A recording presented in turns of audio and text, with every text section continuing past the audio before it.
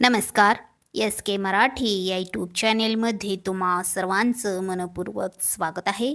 तर मित्रांनो, कर्जमाफीच्या याद्या आज सेवा संस्थांमध्ये यादीत नाव असल्याची खात्री करावी, आधार प्रणालीकरण करण्याचे आव्हान या संदर्भात सविस्तर अशी माहिती आपण या व्हिडिओच्या माध्यमातून जाणून घेणार आहोत.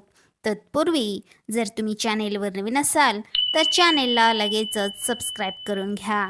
बघा तर मंडळी, राज्य शासनाच्या कर्जमाफी योजनेअंतर्गत पात्र शेतकऱ्यांच्या याद्या जिल्ह्यातील संबंधित विविध कार्यकारी सेवा संस्थांच्या कार्यालयात प्रसिद्ध करण्यात येणार आहेत, अशी माहिती जिल्हा उपनिधीत्व मंगेश सुरवसे यांनी दिली. संबंधित लाभासाठी अर्ज केलेल्या शेतकऱ्यांनी संबंधित सेवा संस्थेत जाऊन यादीत आपले नाव असल्याची खात्री करून घ्यावी. शेतकऱ्यांनी आधार प्रणालीकरण करते वेळेस कर्ज खात्याचे पुस्तक अथवा कर्ज खात्याचे तपशील सोबत ठेवावेत, असे आवाहन प्रशासनाने केले आहे. कर्जमाफीसाठी पात्र ठरलेल्या लाभार्थ्यांची प्राथमिक यादी सेवा संस्थांच्या सूचना फलकावर लावण्यात येणार आहेत. यादीतील नाव, आधार क्रमांक, बँकेचे नाव किंवा अन्य तपशिलामध्ये काही त्रुटी आढळल्यास सहकार विभागाकडे हरकत नोंदविता येणार आहे. पात्र शेतकऱ्यांनी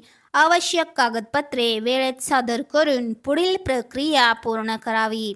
कर्जमाफीच्या याद्या जाहीर होत असल्याने जिल्ह्यातील सेवा संस्थांमध्ये शेतकऱ्यांची मोठी गर्दी होण्याची शक्यता आहे. त्यामुळे शेतकऱ्यांनी घाई गर्दीत न करता नियमानुसार प्रक्रिया पूर्ण करावी, असे प्रशासनाने स्पष्ट केले आहे. पुण्यश्लोक अहिल्यादेवी होळकर शेतकरी कर्जमुक्ती योजना 2026चा लाभ घेण्यासाठी पात्र शेतकऱ्यांनी नोंदणी तातडीने पूर्ण करावी. यादीत नाव समाविष्ट झाल्यानंतर शेतकऱ्यांनी जवळच्या आपल्या सरकार सेवा केंद्रात किंवा बँकेत जाऊन बायोमेट्रिक पद्धतीने आधार प्रणालीकरण करणे बंधनकारक आहे. तसे ॲग्रीस्टॅक पोर्टलवर नोंदणी करून फार्मर ID तयार झाल्यानंतर आधार प्रणालीकरण करता येणार आहे. त्यामुळे अद्याप ॲग्रीस्टॅकवर नोंदणी न केलेल्या शेतकऱ्यांनी ते तातडीने पूर्ण करावी, असे आवाहन करण्यात आले आहे. बायोमेट्रिक आधार प्रणालीकरण करणे तसेच ॲग्रीस्टॅक पोर्टलवर नोंदणी करून फार्मर ID तयार करणे अनिवार्य असल्याचे आवाहन सुरवसे यांनी केले आहे.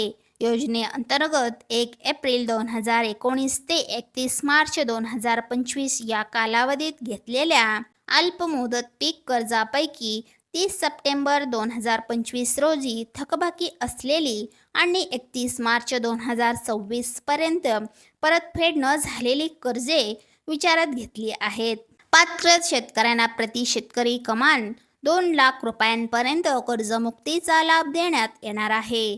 ज्या शेतकऱ्यांची थकबाकी निर्धारित मर्यादेपेक्षा अधिक आहे, अशा शेतकऱ्यांना एक वेळ समझोता योजनेअंतर्गत अतिरिक्त रक्कम स्वतः भरल्यानंतर शासनाचा लाभ मिळणार आहे. त्यासाठी 31 मार्च 2027 पर्यंत मुदत देण्यात आली आहे.